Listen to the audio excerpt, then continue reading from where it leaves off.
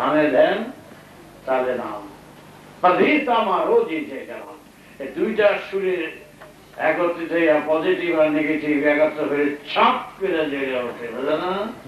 আলো আলো আলো, কোন আলো? যে আলো তোমাদের পূর্বপুরুষের আলো, সেই অরিজিনাল আমাদের সেই পুরুষ, তার স্মরণে বরণে। তার জন্য ঘুম থেকে মানুষ বলে কেন বলে যে ঘুম থেকে দেখতে পাচ্ছ লাল এই যে সিঁদুর, কেন? এইখানে উদয় হলো যারা শিক্ষামান শিক্ষামান, এইখানে স্মরণ করো, এইখানে বরণ করো, এইখানে মন্ত্র জপ করো। আর দরকার নাই কে কি করে না করে, কারো নিয়ে আলোচনাও দরকার নেই, কারো সমালোচনা দরকার নাই, সময় নষ্ট করে লাভ নাই। তোমার কর্তব্য তুমি করে যাও, তোমার দরকার তুমি দাও বাবা।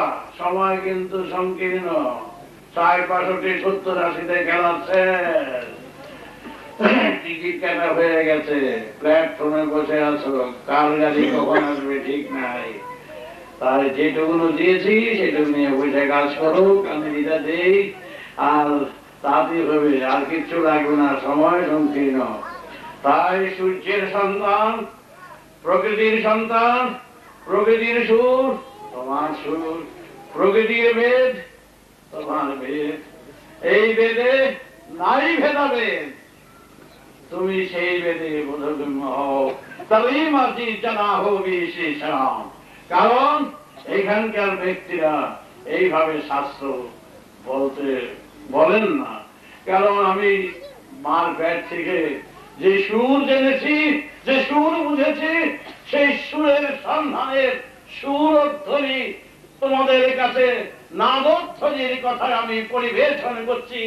আদি সুরের কথা, আদি কথা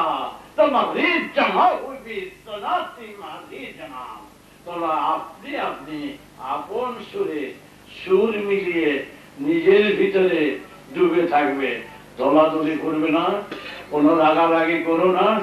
সবাই আর নেই, কেউ কারো আপন নয়, কেউ কারো নয়, এটা মনে রেখে দিও।